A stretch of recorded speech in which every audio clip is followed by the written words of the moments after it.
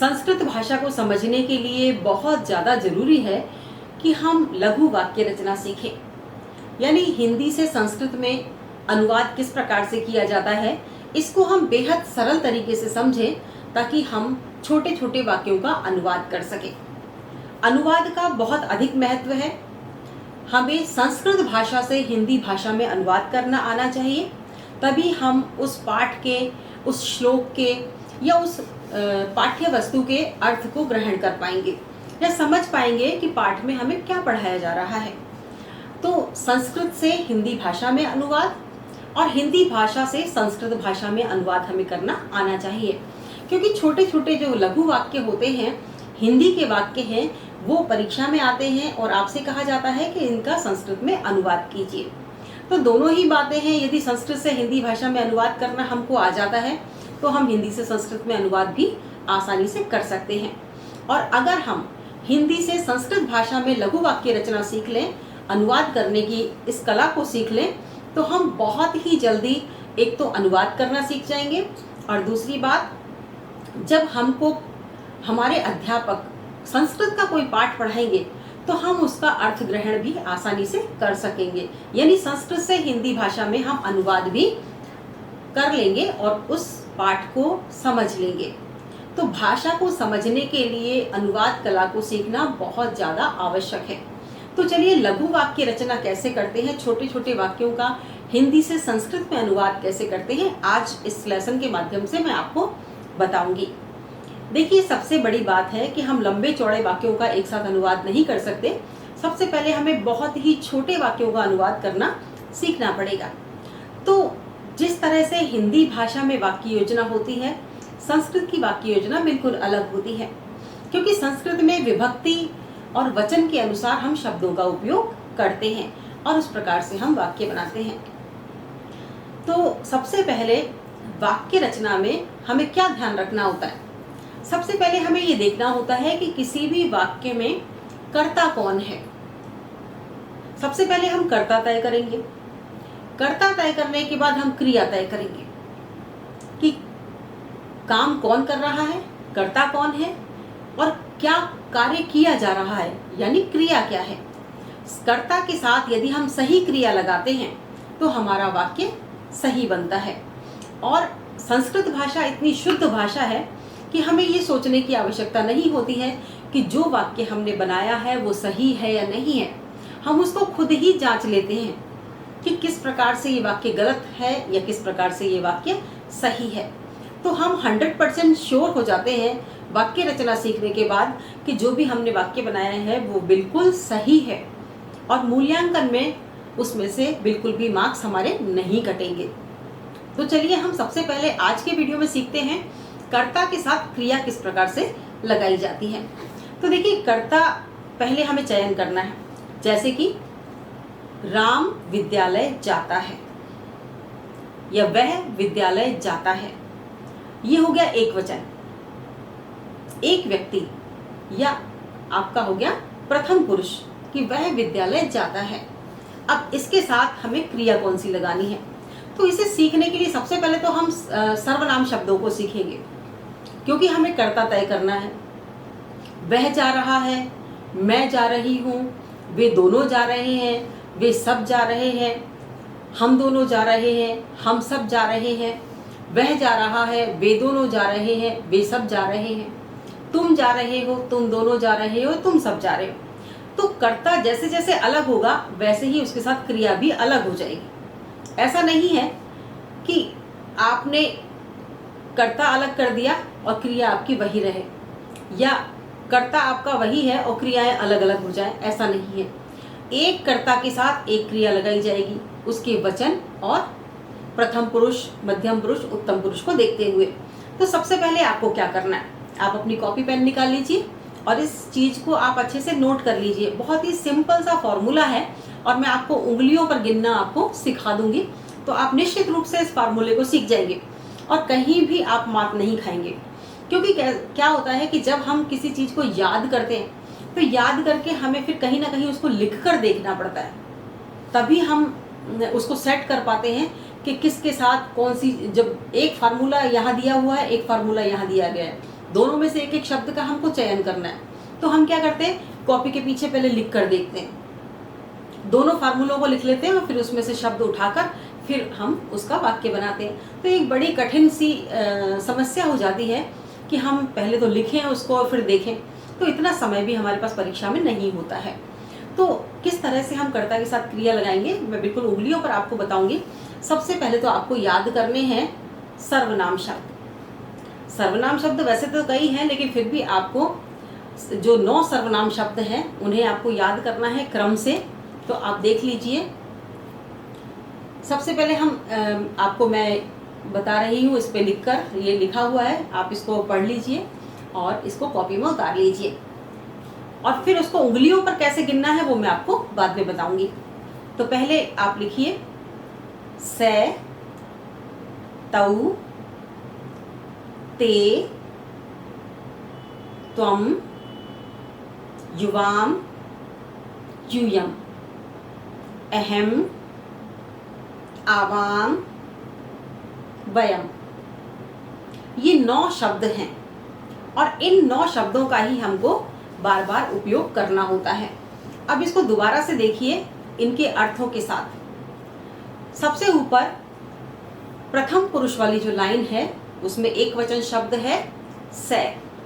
से का मतलब होता है वह। तो यदि किसी वाक्य में आता है वह जाता है, वह खाता है, तो हम कर्ता के रूप में से का चयन करेंगे। यदि वो बालिका है तो हम से के स्थान पर सा लिखेंगे। द्विवचन में लिखा हुआ है तऊ। यदि कर्ता 2 व्यक्ति हैं, 2 बालक हैं, तो हम तऊ का प्रयोग करेंगे। यदि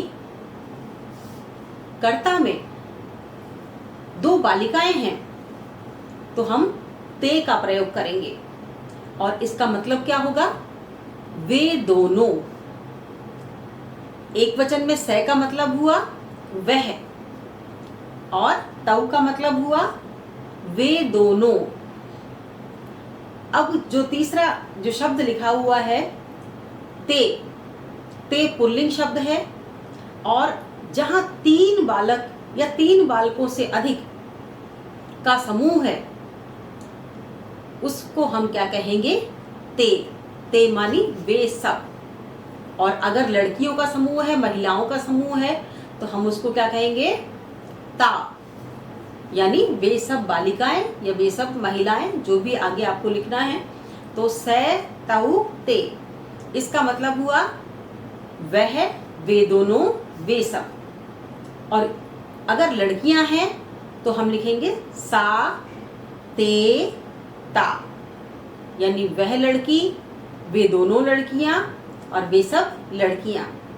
ये 3 हमें क्यों शब्द लिखने पड़ते हैं, इसका सीधा सीधा अर्थ ये है कि जिस प्रकार से हिंदी में 2 वचन होते हैं, एक वचन और बहुवचन, लेकिन संस्कृत में 3 वचन होते हैं, एक वचन, बहुवचन, और संस्कृत में 3 वचन होते हैं, एक वचन, द्विवचन और बहुवचन। तो इस प्रकार से हमें 3 शब्दों का उपयोग करना पड़ता है।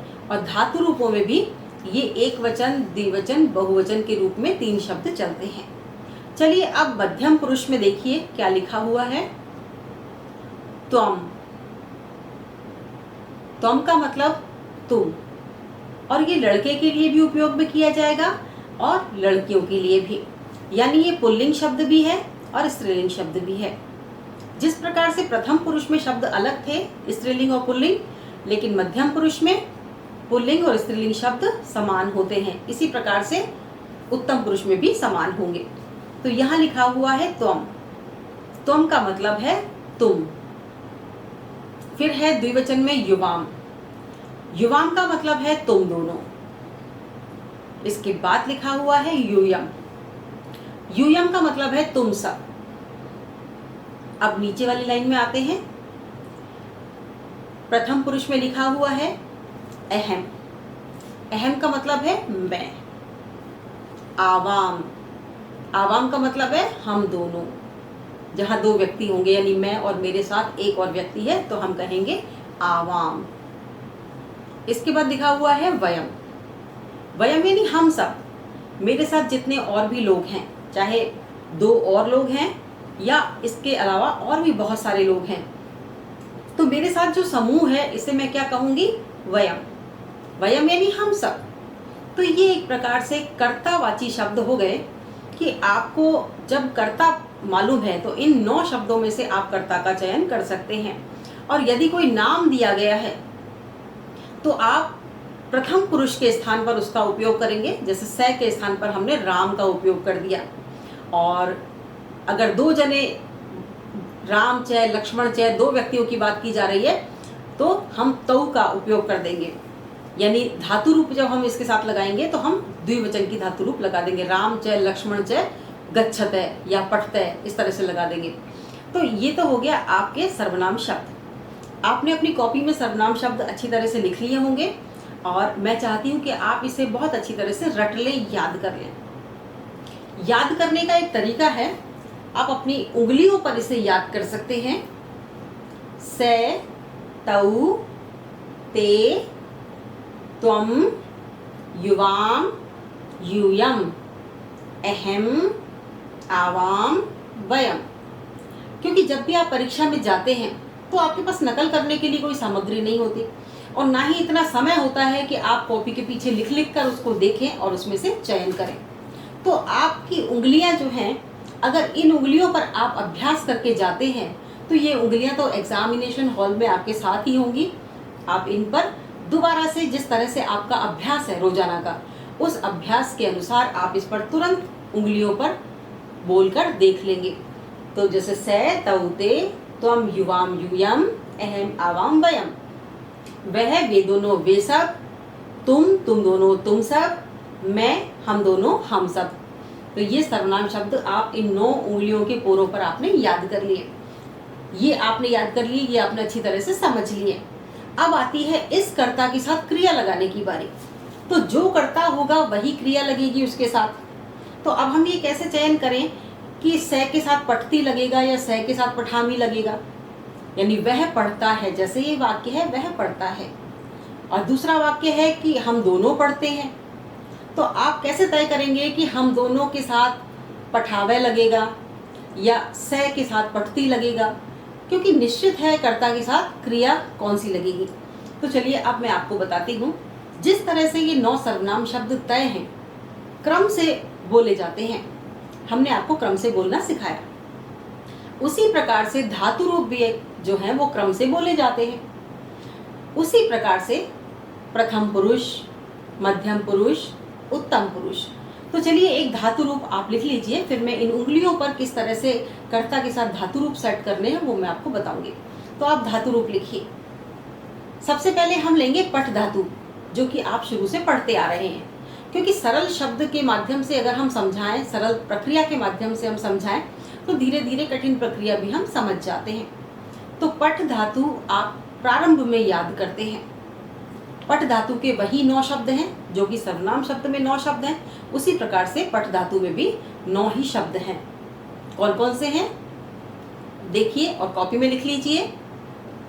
पठती, पठतः, पठन्ति, पठसि, पठतः, पठत, पठामि, पठावः, पठामः।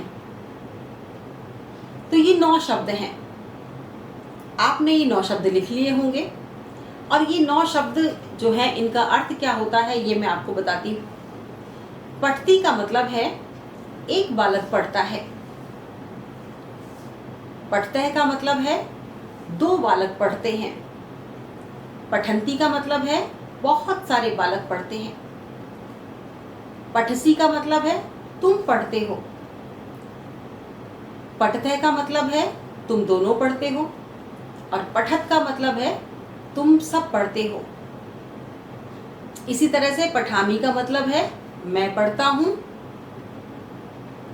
पठावय का मतलब है हम दोनों पढ़ते हैं और पठामय का मतलब है हम सब पढ़ते हैं।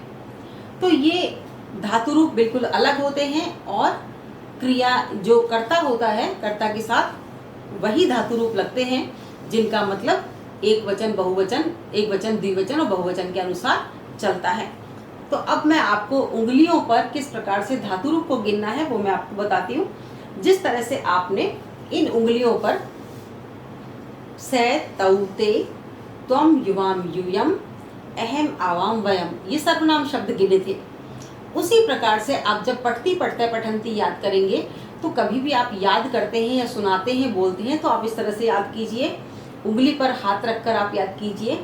पठती, पठतः, पठंती, पठसी, पठथ, पठत, पठामी, पठावे, पठामे। अब जब आप इस तरह से उंगलियों पर इसको याद कर लेंगे तो जब भी इसे आप दोहराएंगे तो आप किस तरह से दोहराएंगे? पठती, पठतः, पठंती। और सर्वनाम शब्द आपको दोहराना है तो किस तरह से दोहराएंगे? से, तौ, ते। तो अब आप इस चीज को ध्यान से देखिए, यहां पर कौन सा सर्वनाम शब्द आया? यहां पर सर्वनाम शब्द आया से। और धातु रूप कौन सा आया यहाँ पर? पठ धातु का कौन सा रूप आया यहाँ पर? पठती। तो स्वतः ही वाक्य बन गया कि से के साथ पठती लगाया जाएगा, यानी इसका मतलब हुआ वह पढ़ता है। एक लघु वाक्य आपका बन गया, वह पढ़ता है। और यदि नाम दे रखा है राम, मोहन, श्याम, कुछ भी, तो राम है पठती, ये आपका लघु वाक्य बन जाएगा। अब अगर यहाँ पर आप सर्वनाम शब्दों को देखते हैं तो यहाँ सर्वनाम शब्द कौन सा आता है? दूसरा, तौ। और पठ धातु, यहाँ पर पठ धातु का कौन सा शब्द आता है? यहाँ पर पठती, पठतः है। तो यहाँ पर स्वतः ही आपको पता चल गया कि कौन सा वाक्य बनेगा। वाक्य में कौन कौन से दो शब्द आएंगे, कौन सा कर्ता शब्द आएगा, कौन सा क्रिया शब्द आएगा। कर्ता शब्द यदि तौ आ रहा है तो क्रिया शब्द पठतः आएगा। तो यहाँ पर निश्चित रूप से ये सारे आप क्रम से 9 सर्वनाम शब्द और 9 के साथ क्रिया पद जो है वो आप लगा सकते हैं और आपके लघु वाक्य जो है इस प्रकार से बनेंगे। मैं आपको दिखा रही हूँ, आप देखिए इसमें, और इन लघु वाक्य रचना को आप अपनी कॉपी में उतार लीजिए ताकि आपको समझने में आसानी रहे। अब आपने जो वाक्य बनाए हैं वो वाक्य इस तरह से हैं। से पठती, वह पढ़ता है। तौ पठतः, वे दोनों पढ़ते हैं। ते पठंती, वे सब पढ़ते हैं। अगर लड़कियों स्त्रीलिंग शब्द के रूप में आपको बनाना है, स्त्रीलिंग में बनाना है इन्हीं को, तो आप कैसे बनाएंगे? से, तौ, ते के स्थान पर सा, ते, ता लगा देंगे, यानी सा पठती, ते पठतः और ता पठंती हो जाएगा।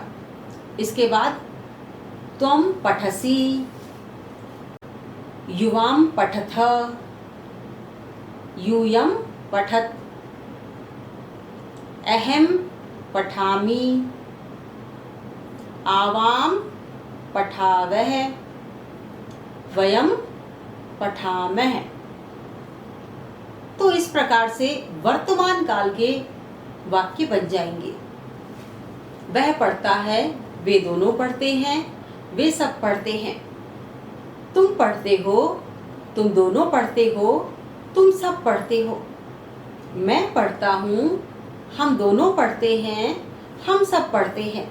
तो कितनी आसानी से आपने ये वाक्य बना लिए और निश्चित रूप से आपके इन वाक्यों को कोई भी गलत नहीं बता सकता। ये बिल्कुल परफेक्ट और एकदम सही वाक्य हैं। अब चाहे आप अपनी टीचर को ये कॉपी चेक करने के लिए दे दीजिए। अगर आपने 9 शब्द उंगलियों पर सर्वनाम शब्द इसी क्रम में याद किए हैं और साथ में क्रियापद भी आपने इसी क्रम में उंगलियों पर 9 शब्द जो क्रियापद के होते हैं वो उंगलियों पर आपने इसी रूप में याद किए हैं, तो आप पक्का समझ लीजिए कि एक भी अनुवाद आपका गलत नहीं है। ये तो आपने वर्तमान काल के रूप बनाए, वर्तमान काल के धातु रूपों से आपने वर्तमान काल के लघु वाक्य बनाए, छोटे छोटे वाक्य बनाए। इसी प्रकार से यदि आप चाहते हैं कि आप भविष्यत काल के वाक्य बनाएं तो भविष्यकाल के वाक्य भी आप बना सकते हैं। अगर आप चाहते हैं भूतकाल के वाक्य बनाएं तो भूतकाल के वाक्य भी आप बना सकते हैं। चलिए मैं आपको बताती हूँ भविष्यकाल के वाक्य बनाने के लिए, क्योंकि संस्कृत में धातु रूप अलग अलग चलते हैं। वैसे तो 10 लकारें होती हैं, लेकिन हमारे अध्ययन में 5 लकारें ही काम आती हैं। और मुख्यतः आपको 3 लकारें भी आप सीख लेते हैं तो वर्तमान काल, भविष्यत काल और भूतकाल की वाक्य रचना आपको आ जाती है। तो चलिए मैं बताती हूँ आपको भविष्यत काल के आप रूप बनाने के लिए क्या करेंगे। वही सर्वनाम शब्द जो आपने 9 उंगली के इन पोरों पर याद किए हैं वो सर्वनाम शब्द रहेंगे, क्योंकि कर्ता के साथ हमको क्रिया अलग जोड़नी है। पहले हमने वर्तमान कालिक क्रिया जोड़ी और वर्तमान काल के वाक्य बनाए। अब हमें बनाने हैं भविष्यत काल के वाक्य, जैसे वह जाएगा, वे दोनों जाएंगे, मैं जाऊंगा, तुम दोनों जाओगे। तो ये हो गया भविष्यत काल के रूप शब्द। अब भविष्यत काल के जो वाक्य हैं उनको अपन संस्कृत में कैसे बनाएंगे? बनाने के लिए सर्वनाम शब्द वही रहेंगे, वही 9 सर्वनाम शब्द, लेकिन जो हमने धातु रूप वर्तमान काल के याद किए थे, लट लकार, लंग लकार, वो हमको याद करनी पड़ेगी। और वो कौन सी है? पठिष्यति। और उसी क्रम में हमको इन उंगली के पोरों पर उंगली रखते हुए ही हमको उसी क्रम में याद करनी है। पठिष्यति, पठिष्यत, पठिष्यन्ति, पठिष्यसि, पठिष्यथ, पठिष्यथ, पठिष्यामि, पठिष्याव, पठिष्यामः। तो ये हमने याद कर ली। आप इसको लिख लीजिए, मैं आपको दिखा रही हूँ कि भूतकाल के वाक्य बनाने के लिए आपको धातु रूप कौन से याद करने होंगे। पठिष्यति, पठिष्यत, पठिष्यन्ति, पठिष्यसि, पठिष्यथ, पठिष्यथ, पठिष्यामि, पठिष्यामः, पठिष्यावः और पठिष्यामः। ये आपके हो गए भविष्यकाल के रूप। इससे आप सर्वनाम शब्द जोड़कर वाक्य बना सकते हैं। ये आपके भविष्यकाल के वाक्य बन जाएंगे। इसी प्रकार से यदि आप भूतकाल के वाक्य बनाना चाहते हैं तो आपको यहाँ पर धातु रूप भूतकाल वाले लिखने पड़ेंगे, जैसे अपठत, अपठताम, अपठन। ये आपको मैं दिखा रही हूँ, आप ये भी लिख लीजिए। अपठत, अपठताम, अपठन, अपठ, अपठतम, अपठत, अपठम, अपठाव, अपठाम। अब भूतकाल के वाक्य कैसे बनेंगे? जैसे उसने पढ़ा, वे दोनों पढ़ते थे, वे सब पढ़ते थे, तुमने पढ़ा, तुम दोनों ने पढ़ा, या तुम दोनों पढ़ते थे, तुम सब ने पढ़ा, या तुम सब पढ़ते थे। इसी प्रकार से उत्तम पुरुष में मैंने पढ़ा या मैं पढ़ता था, हम दोनों ने पढ़ा, हम सब ने पढ़ा। तो ये भूतकाल के रूप बन जाएंगे। तो आपको 3 धातु रूप याद करने चाहिए, वर्तमान काल, भविष्यत काल और भूतकाल के। इसके अलावा यदि आप और भी वाक्य बनाना चाहते हैं, जैसे कि तुम्हें पढ़ना चाहिए, ये आप वाक्य बनाना चाहते हैं, तो आपको इसमें जो है कुछ एक दूसरी लकार भी आपको याद करनी पड़ेगी। जैसे कि प्रेरणा देने के अर्थ में जो आती है वो लकार आपको याद करनी पड़ेगी। विधिलिंग लकार है जिसे हम प्रेरणा देने के अर्थ में मानते हैं, तो वो हमको याद करनी पड़ेगी। यदि आप आज्ञा दे रहे हैं कि तुम पढ़ो, तो इसमें हमें आज्ञार्थक लोट लकार याद करनी पड़ेगी। तो इस तरह से वाक्य जो है बनाने आपको आसानी से आ जाएंगे। प्रेरणादायक विधिलिंग लकार कौन सी है और आज्ञार्थक लोट लकार कैसी है, वो मैं आपको बोर्ड पर दिखा रही हूँ। तो लेसन खत्म होने के बाद में ये भी आप दोनों बोर्ड से उतार कर लिख लीजिएगा। तो आपको लघु वाक्य रचना आ गई है। छोटे छोटे से संस्कृत के वाक्य आप किस प्रकार से बनाएं, ये आपने समझ लिया है। अब आप इसका अभ्यास करके देखिए। सबसे पहले एक बार मैं फिर से दोहराना चाहूंगी कि आप अपने हाथ को इस प्रकार से रखिए और ये जो 3 उंगलियां हैं, 1 2 3, इन तीनों उंगलियों के ये जो कोर है 3 3, ये आपको 9 दिखाई दे रहे हैं संख्या में, और 9 ही सर्वनाम शब्द आपको याद करने हैं। और सर्वनाम शब्द के साथ में कौन सा धातु रूप लगेगा, वो भी धातु रूप का जो कौन सा शब्द लगेगा वो भी आपको इन 9 कोरों पर ही याद करना है। अगर आप इस तरह से करते हैं तो कभी भी आपकी वाक्य रचना गलत नहीं होगी, क्योंकि जिस आपने तरीके से सर्वनाम शब्द याद करने सीखे हैं उसी तरीके से आप धातु रूप भी याद कर लेंगे। और जब आप उसका प्रयोग करेंगे उंगलियों पर उंगली रखकर, तो आपको पता चल जाएगा कि इस स्थान पर कौन सा सर्वनाम शब्द आया है और धातु रूप का कौन सा शब्द इस स्थान पर आता है, तो इसके साथ में कौन सा धातु रूप का शब्द लगेगा, यानी कर्ता के साथ क्रिया कौन सी लगेगी। ये बहुत ही इम्पोर्टेंट चीज़ है, बहुत ही महत्वपूर्ण बात है। अगर हम ये महत्वपूर्ण बात भूल जाते हैं तो आप समझिए आपके वाक्य बनाने का कोई मतलब नहीं है, आपका टोटल वाक्य गलत हो जाता है, हिंदी से संस्कृत अनुवाद ही आपका पूरा गलत हो जाता है। और ये एक इतनी सी बात जो मैंने आपको इतने सरल तरीके से बताई है, अगर आप इसको याद कर लेते हैं तो आप वर्तमान कालिक वाक्य, भूतकालिक वाक्य, भविष्यकालिक वाक्य, तीनों प्रकार के वाक्य बहुत अच्छी तरह से बना सकते हैं। इसके अलावा प्रेरणादायक जो विधिलिंग लकार है उसके वाक्य और लोट लकार के वाक्य भी आप बहुत अच्छी तरह से बना सकते हैं। तो बच्चों आप कॉपी में इसका अभ्यास कीजिए, वर्तमान काल के 9 वाक्य बनाइए, स तौ ते त्वम युवाम यूयम अहम आवाम वयम के साथ पठती पठते पठंती, पठसी पठत पठत, पठामी पठावे पठामे, एक क्रम से जोड़कर आप वाक्य बनाइए। और साथ में भविष्यत काल का के आप वाक्य बनाइए, 9 वाक्य, उसमें भी आपको सर्वनाम शब्दों के साथ में भविष्यत काल के जो शब्द है भविष्यति, भविष्यते, भविष्यन्ति, ये आपको जोड़ना है। तो सबसे ज़्यादा यदि आप अपनी कॉपी में अभ्यास करके देखते हैं और वापस उसे उंगलियों पर याद करके चेक करते हैं, और तब आपको अपने आप पर एक बहुत ही आत्मविश्वास हो जाएगा, आप बहुत ही अच्छी तरह से कॉन्फिडेंट हो जाएंगे कि मैंने ये वाक्य रचना बिल्कुल सही बनाई है और इसे कोई भी गलत साबित नहीं कर पाएगा। तो आप इस तरह से अपनी संस्कृत को पुख्ता कीजिए और छोटे छोटे टिप्स के माध्यम से समझते रहिए कि किस प्रकार से हमको संस्कृत भाषा के अनुवाद सीखने हैं। तो ये तो संस्कृत भाषा अनुवाद का प्रथम चरण था। आगे हम संस्कृत भाषा में अनुवाद के क्या नियम हैं, किस तरह से संस्कृत भाषा में अनुवाद किया जाता है, शब्दों का क्या महत्व है, बहुत सारी चीज़ें जो कि वाक्य रचना से संबंधित हैं, कारक विभक्ति वगैरह, वो सब हम आगे अगले वीडियोस में सीखेंगे।